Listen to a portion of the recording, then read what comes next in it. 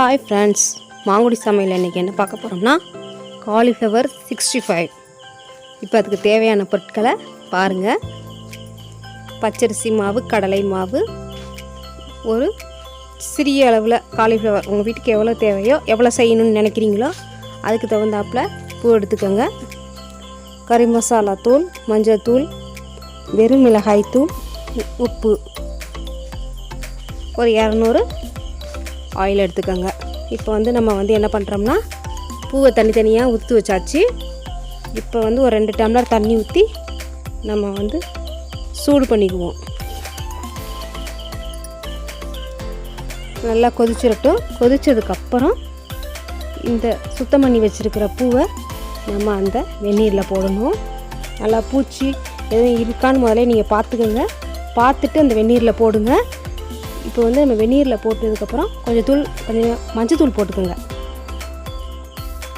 மஞ்சத்தூள் எதுக்கு போடுறோம்னா, இந்த பூவை கடையில் என்ன பண்ணியிருப்பாங்கன்னா, பூச்சி எதுவும் இருக்கான்னு பார்த்து ஸ்ப்ரே பண்ணிவிடுவாங்க.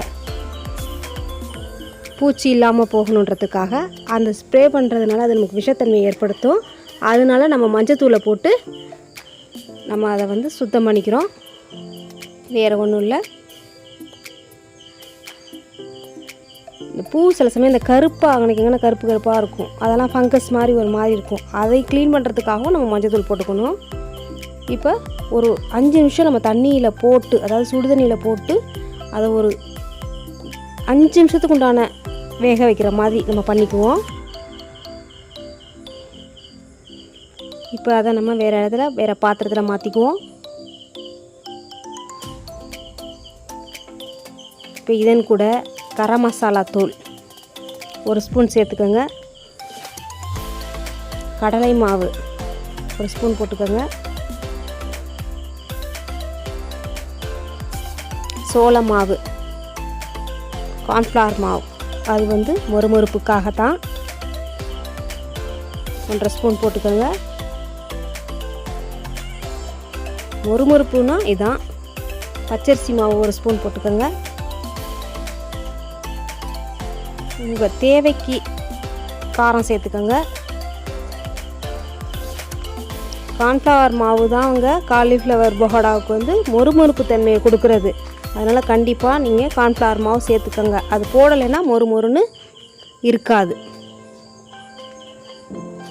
இப்போ எல்லாத்தையும் நம்ம ஒன்றா பிசைஞ்சுக்குவோம்.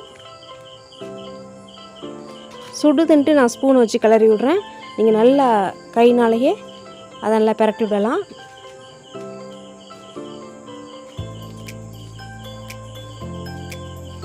இது தண்ணியில் போட்டு நம்ம வேக வச்சதுனால, வேக வைக்கலை, ஒரு 5 நிமிஷம் போட்டு எடுத்ததுனால தண்ணி அதில் ஒட்டியிருக்கும்.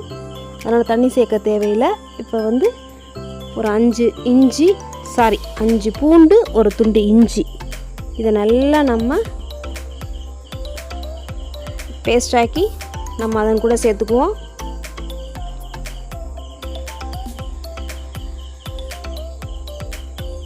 சேர்த்து நல்லா பிசைஞ்சு அமுக்கி வச்சுட்டு ஒரு 5 நிமிஷம் அந்த காரம், உப்பு, கரம் மசாலா எல்லாம் அதை சேரணும். சேர்ந்தோடனே நம்ம எண்ணெயில் போட்டு பொரிச்சு எடுக்கணும். உதுத்து விடுங்க. அப்படியே எண்ணெயில் தனித்தனியாக உதுத்து விடுங்க.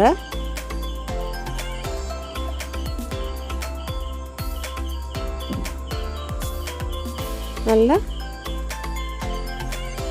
மிதமான சூட்டில் வச்சு நம்ம இதை ஃபஸ்ட்டு செய்யணும். அப்புறம் கொஞ்சம் நேரம் கழித்து கொஞ்சம் ஹையாக்கிக்கோங்க நெருப்பியை. பரட்டி விடுங்க. அடிக்கடி பரட்டி விடுங்க. ஃபஸ்ட்டு ஆயில் நல்லா காஞ்சதுக்கப்புறமே நம்ம இது மாதிரி வடையோ இல்லை எண்ணெய் சம்மந்தப்பட்ட பொருள் எதுவாக இருந்தாலும் நல்ல முதல்ல எண்ணெய் காஞ்சதுக்கப்புறம் போடுங்க. அப்போ தான் நமக்கு நல்லாயிருக்கும். அரை குறையாக கொஞ்சம் காஞ்ச கையோடு நம்ம போட்டோம்னு வச்சுக்கோங்களேன், அவ்வளோ டேஸ்ட்டு கிடைக்காது, மொறுமொறுப்பு தன்மை கிடைக்காது. நல்லா இப்போ மொறுமொறுன்னு ஆகிட்டு இப்போ நம்ம எடுத்துருவோம். பாருங்கள், பார்க்கும் போதே உங்களுக்கு நல்லா கிறிஸ்பியாக இருக்குது பாருங்கள்.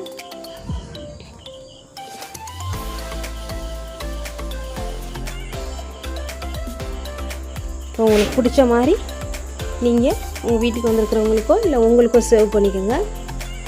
இந்த வீடியோ பிடிச்சிருந்துச்சுன்னா லைக் பண்ணுங்கள், கமெண்ட் பண்ணுங்கள், ஷேர் பண்ணுங்கள், மறக்காமல் சப்ஸ்கிரைப் பண்ணுங்கள். Cauliflower 65.